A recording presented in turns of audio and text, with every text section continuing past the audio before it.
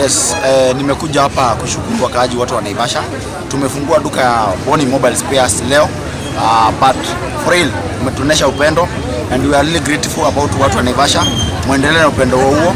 Tumekuwa na namba tumeregister mzuri na tunawaambia duka yetu itakuwa kifunguliwa kila siku kuanzia saa 2 asubuhi hadi saa 1:30 jioni.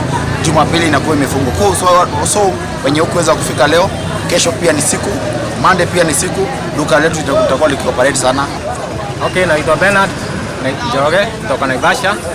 Kwanza tumeshukuru sana kwa Boni Mobile Spares kutuletea spare hapa karibu. Tulikuwa tunasumbuka labda unatumana spares Nairobi. Prepare huku wanakutubisha bei kali. Sasa Boni amekaribia hapa. Tumefurahia sana na watu wote tunapewa karibu sana kwa Boni Mobile Spares. Habari zenyu nyote. Mimi kama mkazi wa Naivasha, kwa majina naitwa Dan Waithaka. Nafanya na hoteli inayojiita Adea Suites. Na wakaribisha nyote katika Adea Suites ambao mmetembelea hapa Naivasha. Pili ni kushukuru Boni kwa kufungua Boni Mobile Spare.